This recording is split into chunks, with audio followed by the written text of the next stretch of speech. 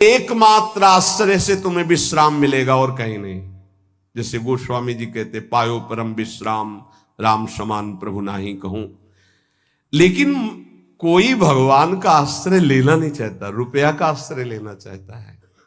वस्तु का बल, पद का बल, परिवार का बल, देह का बल, समाज का बल, तब तक भगवान के दर्शन हो जाएं। लोग बातें बनाते समझते नहीं। अरे द्रौपदी जी अवतार हैं, द्रौपदी जी कोई जन्म नहीं लिए, अवतार हैं, शक्ति का अवतार हैं, यज्ञ कुंड से प्रकट हुई।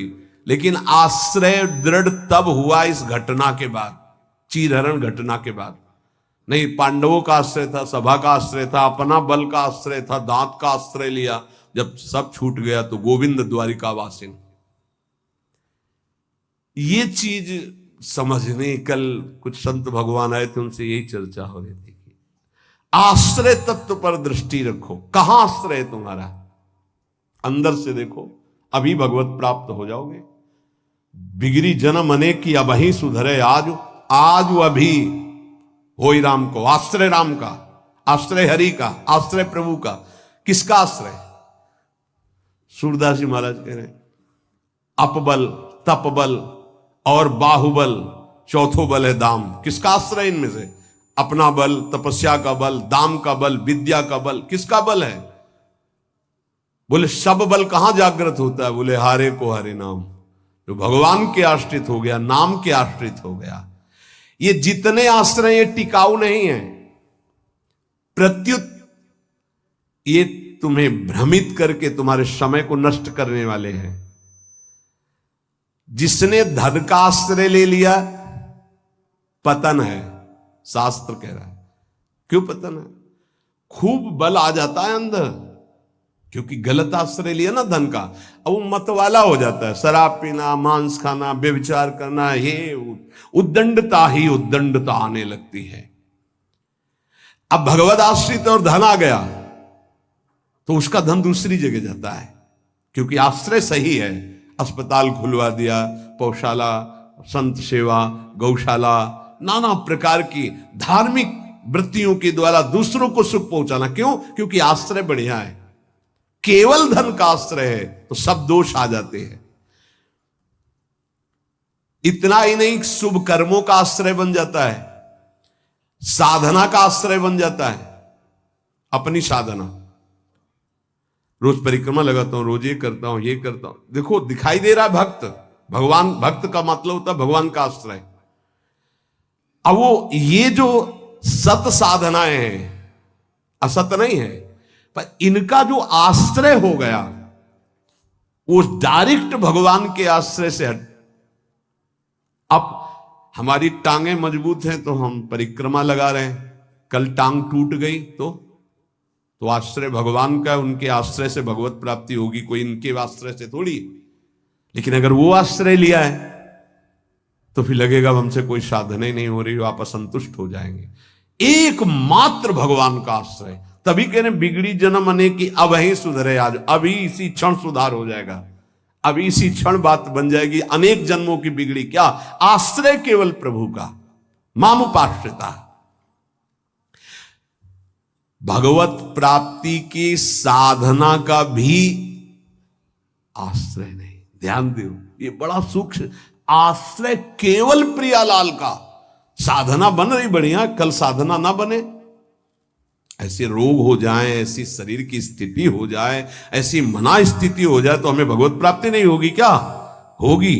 बोले क्यों होगी? तुमसे कोई साधन तो बनता नहीं। बोले हमने साधन का आश्रय नहीं लिया, हमने तो प्रियाजू का आश्रय लिया। सर्वेषु साधन वरेषु चिरम निराशा। बात समझना, ये आंतरिक है, आध्यात्मिक। भरोसा केवल प्रभु का, आश्रय केवल प्रभु का, इसी से भगवत प्राप्ति होती है।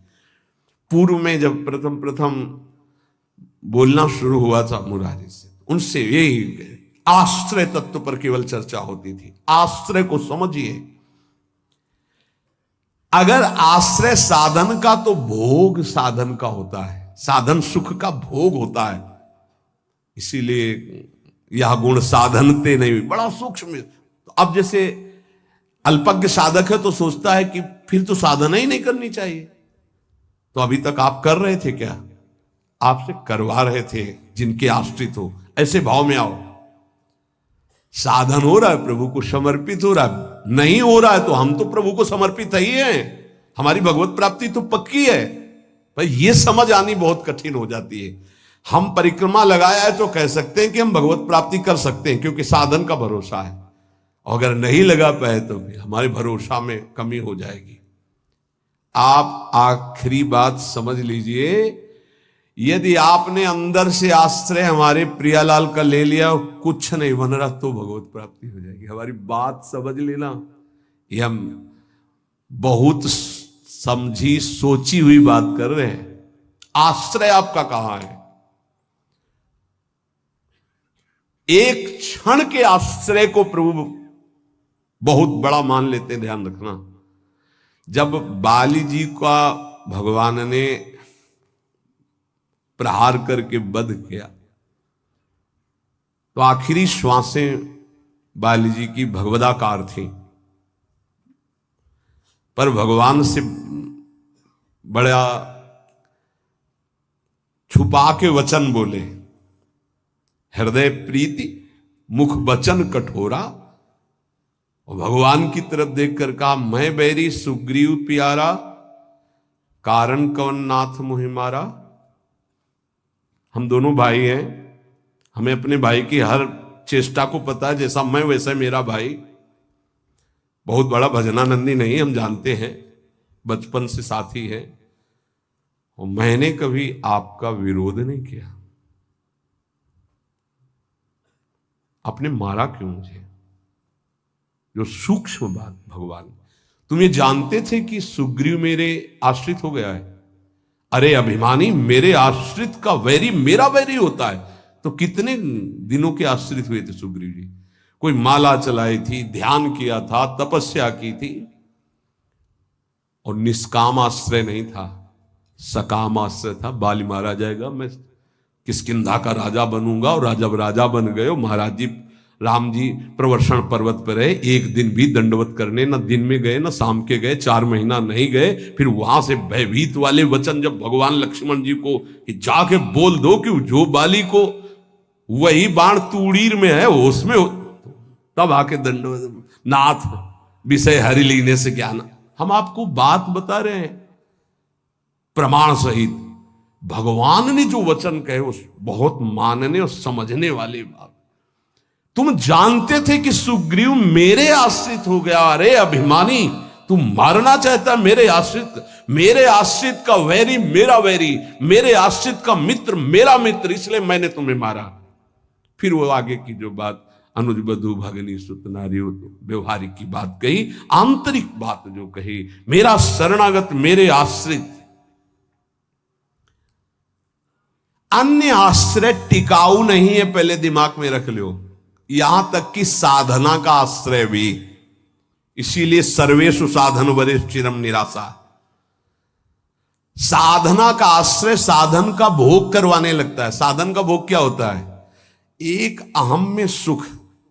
दिन में 3 परिक्रमा लगाता हूं वृंदावन की, वो अहम में जो आश्रय बैठ गया साधना का, ये अहम भोग कर रहा है उसका। 3 लग गई तो कोई बात नहीं, 3 दिन नहीं लगी तो कोई बात नहीं।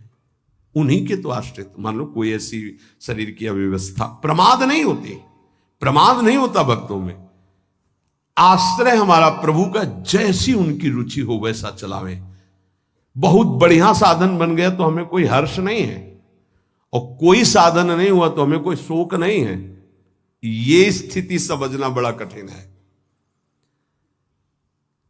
जब तक उपासक भगवान के आश्रित नहीं होता, तब तक वो किसी न किसी पराधीनता को स्वीकार करता रहता है, और इसीलिए उसका दुख नहीं मिटता। अन्य आश्रय परिणाम दुख।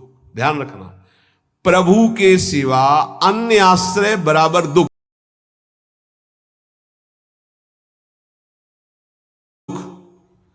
प्रभु का आश्रय बराबर सुख, दुख की निशानी नहीं। संसार में प्रगट आश्रय भोगों का, शरीरों का, पदों का, धन का बड़ा आकर्षण है। स्त्री का आश्रय, पुत्र का आश्रय, मकान का आश्रय, बड़े बड़े आश्रय हैं अंदर। जब तक ये आकर्षण रहेगा तब तक भगवान में आकर्षण नहीं होता। वो अंदर सब आकर्षण में वही कृष्ण का है। भगवान का आश्रय होते ही त्रिभुवन की प्रिय से प्रिय वस्तु से राग खत्म हो जाएगा। ये पहचान है, कोई प्रिय नहीं लगेगा। वही प्रिय लग रहे हैं, उनके सिवा वास्तविक आज भी किसी को कोई प्रिय नहीं लगता। अगर वो अंतर ध्यान हो जाए तो उस शरीर को फूंक दिया जाता है, जला दिया जाता है, गाड़ दिया जाता है। क्या ये प्रियता रही?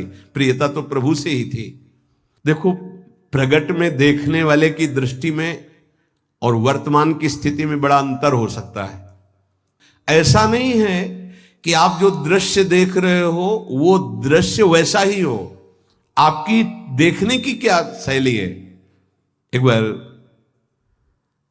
यही बात अकबर से जब कहा बीरबल ने कि देखी हुई बात गलत हो सकती है, अपना चिंतन जैसा होता है वैसे ही दृश्य दिखाई देता है, उसको भी समझना चाहिए, ना कि जो हमें दिखाई दे रहा है वही सत्य है। ऐसा कैसे हो सकता है? जब हम देख रहे हैं तो सत्य क्यों नहीं हो? तो उनका कभी ऐसा आपके सामने प्रश्न आवे तो बताना, फिर हम आपको उत्तर देंगे। एक दिन जो बादशाह की सैया लगाता था, उसके मन में आया कि जीवन व्यतीत होता जा रहा है फूलों की सैया लगाते हुए बादशाह के लिए, तकिया और 5 मिनट लेट के देखते बादशाह थोड़ी आ जाएगा इस समय। लेटा तो सोचा इनका जो चद्दर है इतना सुगंधित और मुलायम, जरा डाला और आंख मूंद के 5 मिनट आनंद लेते, सो गया। अब भैया कहां चारपाई में सोने वाला, कहां बादशाह की सैया में। और दरबार में उनको विलंब था, तो जो उनकी पत्नी थी वो वहां गई। आज महाराज बिना कुछ खाए पिए बात किए, हमें लगता कोई सीरियस मैटर रहा होगा, थकित होकर के सो गए। पार्श्व में वो सो गए। अब बादशाह आया तो देखा मेरी सैया में कोई पुरुष और हमारी पत्नी। तलवार खींची तो कहा, उसने कहा था बीरबल ने कि दृश्य झूठा हो सकता है। उसको बुला के कहते हैं एक दृश्य कहां से झूठा हो सकता है, मैं सत्य देख रहा हूं। बुलाया और कहा कि तुम कहते थे दृश्य झूठा हो सकता है, देखने वाले की क्षमता के अनुसार दृश्य दिखाई दे। मैं देख रहा हूं मेरी पत्नी किसी गैर पुरुष के साथ पड़ी हुई, ये झूठा है? बोले महाराज झूठा भी हो सकता है। झूठा ही है मैं ऐसा नहीं कहता, लेकिन झूठा भी हो सकता है। अब कौन पुरुष है अब हमें तो पता नहीं, लेकिन आप 2 मिनट खंभे की आड़ में रुकिए। रानी को जी, बोले आप किसके साथ सो रहे? बोले महाराज के साथ। बात नहीं की? बोले थके थे, सो रहे थे इसलिए जगाया नहीं, पार्श्व में सो गए। ठीक है आप जाइए, हम महाराज को जगा के ला रहे हैं क्योंकि भोजन नहीं पाया, इनको पवाना है। हाँ ठीक है। पर्दा हटाया तो वो फूल बिछा ले। वो तो घबरा रहा था एकदम, तो उनका मालिक जान बचा लो, मुझे ऐसा ऐसा आया इसलिए। नहीं तो किसके साथ? वो हमारे साथ तो कोई नहीं था। बादशाह पर्दे की आड़ में सुन रहे। बोले चुपचाप भाग जा, अगर बादशाह जान गए तो मार भगा दिए। बोले सरकार देखा दोनों निर्दोष थे, यदि आप मारते तो दोनों की हत्या आप कर सकते थे, लेकिन दोनों निर्दोष थे। हमारी दृष्टि प्राकृतिक दृश्यों का फाइनल नहीं कर सकती, फिर सच्चिदानंद का कैसे? तो हमें अपनी दृष्टि सुधारने, वीत राग, जिनका राग बीत गया है, अर्थात परम वैराग्यवान, भगवत लीला का रसास्वादन, इसलिए परम वैराग्यवान परमहंस शिरोमणि सुखदेव जी को श्रीमद् भागवत कथन का अधिकारी श्री भगवान व्यास देव जी ने जान करके भागवत दी। जब कोई प्रभु से विमुख हो जाता है तो नाशवान पदार्थों में और शरीर में, ये नाशवान है, इसमें राग हो जाता है। अब ये राग उससे पापाचरण कराता रहता है, वो भगवान की लीलाओं को नहीं देख सकता। हमारा सच्चिदानंद प्रभु की प्राप्ति का पहले भूमिका समझ ले। जब कोई तीनों रागों से, 3 प्रकृति के गुण, 3 शरीरों की रचना, तीनों लोकों का वैभव, तीनों रागों से जो मुक्त हो जाता है वो भगवत प्राप्त होता है। भगवत प्राप्ति में भी बड़ा भेद है कई तरह का। भगवत प्राप्ति में भी जो रस सिद्ध महापुरुष है वो गोपी भाव को, जो उनसे भी सहचरी भाव को, आपकी दशा कहां है? देह भाव में हो। अब देह भाव से देखोगे तो क्या दिखाई देगा? जैसा चश्मा वैसे दिखाई देगा। इसलिए लीला का वास्तविक रहस्य कौन जानता है? बोले वीतराग। कौन वीतराग? बोले जो परमात्मा से विमुख है उसका नाशवान प्रकृति के द्वारा रचे हुए वस्तु, व्यक्ति, स्थान, शरीरों में राग हो जाता है। वो राग जिसका नष्ट हो चुका है उसे कहते हैं वीतराग, परमहंस। ये राग कामना पैदा करता रहता है। रजोगुण से राग उत्पन्न होता है और राग से अप्राप्त की प्राप्ति की चाह का नाम कामना है। मैं ये भोग लूं, जो सुना, जो पढ़ा, जो देखा वो भोग लूं, प्रकृति का कामना कहते हैं। कामना जहां उत्पन्न होती है तो प्रिय पदार्थों का भोग भोगने से लोभ होता है, प्रिय पदार्थों के भोगने में बाधा पड़ने पर क्रोध होता है। भगवान कह रहे हैं कि वीतराग भय क्रोधो मनमया मामुपाश्रिता। जिसका राग नष्ट हो चुका है और जिसका क्रोध नष्ट हो चुका है, क्रोधी नहीं और भय नहीं है। भय, जब तक आप पापाचरण करेंगे तो बिना किसी भय के भी आपको भय लगता रहेगा। ध्यान रखना, हृदयों में देख लेना। अगर भय लग रहा है आपको, अव्यक्त भय, कहीं ऐसा ना हो जाए, कहीं ऐसा, आपका मन मलिन है और आपने पापाचरण किए हैं, वो आपको भयभीत करते रहेंगे। जो भगवत शरणागत निर्मल हृदय वाला होता है उसके अंदर निर्भयता आती है। निर्भय, निश्चिंत, निशोक। भगवान कह रहे हैं जो राग रहित है और भय रहित है। भय एक ही जगह आता है। अज्ञान जनित नाशवान शरीरों में राग, भोगों में राग, जिससे पापाचरण, तो ये शरीर न नष्ट हो जाए इस बात का भय बना रहता है। कहीं भोग सामग्री न छूट जाए इस बात का भय बना रहता है। और एक मन में अव्यक्त भय बना रहता है, वो पापाचरण का फल, वो एक कल्पनात्मक भय बना रहता है, भयावह, जिसे आजकल भाषा में डिप्रेशन कहते हैं। वो बेमतलब की बातें सोच सोच कर डरता रहेगा। लेकिन भजन, भगवद आश्रय, ये निर्भय करता है, भय नहीं रहता। जब हमारी कामनाओं की अपूर्ति होती है तो क्रोध आता है। लेकिन भक्त की अगर कहीं वो कामना वाला भी अभी है, अपूर्ति होती तो कृपा मनाता, बड़ी कृपा हुई, भले नहीं दिया, नहीं मेरा मन फंसा देता। पूर्ति हो गई तो बहुत दुलार है, बड़ी प्रभु की दुलार वृत्ति है। वो प्रभु की तरफ ही देखता है, पूर्ति में भी अपूर्ति में। इसलिए ना वो तो लोभ से बंध पाता है ना क्रोध से। वो तो महान पुरुष होते हैं जिनमें कोई कामना नहीं होती, लेकिन प्रायः कामना से ही भक्ति प्रारंभ होती है। जो हमारा अनिष्ट होने की आशंका बनी रहती है, ये अविद्या, अज्ञान, नाशवान पदार्थ, नाशवान शरीर की प्रियता के कारण। तो भय, क्रोध, लोभ, ममता, ये सबका मूल जो है कामना है, काम है। इसी से दोषों की उत्पत्ति होती है। जब तक ये काम है तब तक भगवान की लीलाओं को तुम कैसे जान सकते हो? कैसे जान सकते हो? जब तक तुम्हारे शरीर से काम क्रीड़ा होती है, तुम्हारे अंदर मन में कामनाएं प्रकट होती हैं, तब तक तुम भगवान के चरित्रों का रहस्य नहीं जान सकते। क्योंकि भगवान कह रहे मेरे जो चरित्रों को, मेरे कर्म को, जन्म को दिव्य जान जाता है, उसका पुनर्जन्म नहीं होता, तो कौन जान जाता है? तो बोले वीतराग भय क्रोधा। जिनका राग नष्ट हो चुका है, जो निर्भय हो चुके हैं, जिनके हृदय में क्रोध नहीं है, जो मुझ में कह रहे रात दिन नाम जप कर रहे, भगवत ध्यान में, मामुपाश्रिता, मेरे ही आश्रित है, मेरा ही चिंतन, मेरा ही आश्रय, अंदर से किसी से कोई राग नहीं है, किसी भी भोग की भोगने की इच्छा नहीं है,